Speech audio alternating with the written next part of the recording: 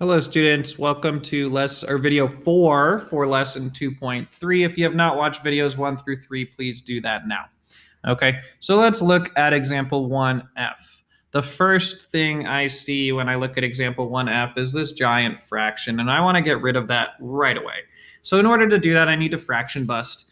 So to fraction bust for this problem, I need to multiply everything by the number that's on the bottom. So the denominator is what we call it. And in this case, that is a 5. It's going to multiply by 5 over here, and I'm going to multiply by 5 on the other side of the equal sign too. So this makes my 5s cancel out. So I'm left with 4x plus 1 equals, and 5 times 5 is 25. Okay, so now I can solve this like I normally would. So I draw my line straight down. First, I need to kick out my friends. So the numbers that are not attached to my variable, that would be this plus 1. In order to move something across the equal sign, we need to do the opposite operation. The opposite of a plus 1 would be a minus 1. So I'm going to subtract 1 from both sides of the equation. Okay, 1 minus 1 is 0, so that cancels out. I'm left with 4x, my equals sign, and 25 minus 1 is 24.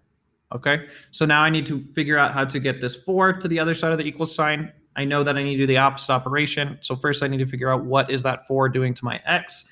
Anytime a number is right next to our variable, that number is multiplying the variable. So the opposite operation of multiplication is division. So I need to divide both sides by 4 because that is the number that is multiplying my variable. 4 divided by 4 is 1, so those cancel out. I'm left with x equals, and 24 divided by 4 is 6. Okay, so the correct answer to that problem would be x equals 6. All right. For example 1G, now, the first thing I want to think about is, do I have distributive property? And I do have distributive property. So I need to do that distributive property first. Okay, so in order to do that distributive property first, I need to distribute this -3 into that x and into that -2. I did my arrows on bottom this time because I didn't have arrows or room to do the arrows on top. Okay, so what I'm going to do is bring my 4x that's in front down over here because I don't need to worry about that yet. Now I'm going to do -3 times x because that's my first distributive property. So you have -3 on the outside. I have an x right here.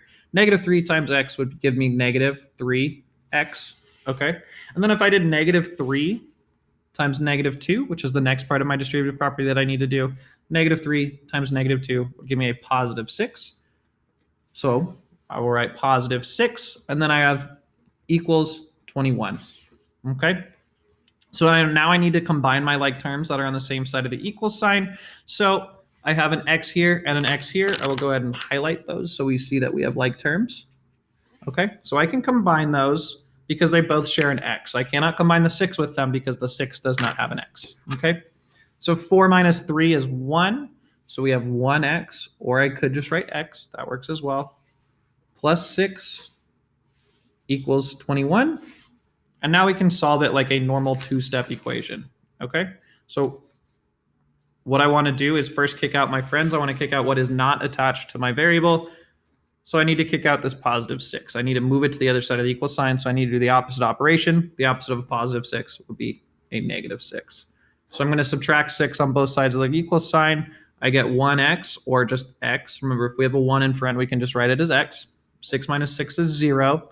21 minus 6 is 15. And there's no number attached to my x besides that 1, right? But we don't need to write that 1 out. So my final answer would be x equals 15. Okay.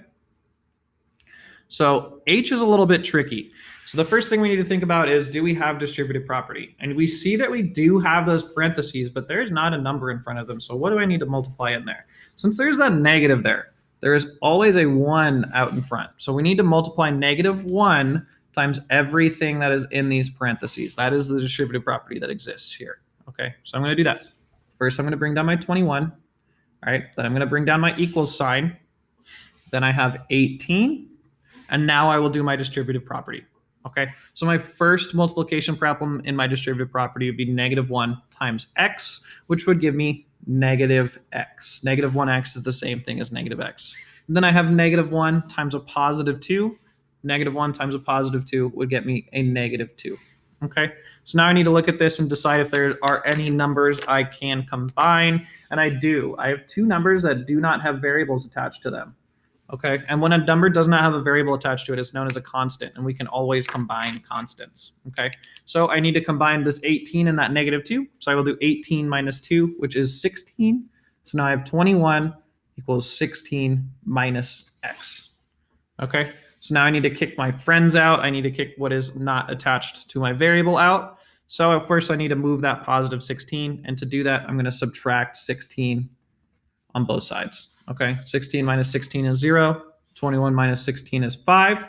So I'm going to bring down my 5 equals my negative sign and my x. You may think I'm done, but I'm not. There's still something in front of that x, and it is that negative sign, which means that there's really a -1 out in front of that x. Okay, so in order to get rid of that, I need to divide both sides by -1 because that -1 is multiplying my x. The opposite of multiplication is division. So now I get x equals -5. And that is the correct answer to that problem. Okay, so we removed our distributive property, we same side simplified, and then we solved it like we would a normal two-step equation. Okay, thank you guys for paying attention. Thank you.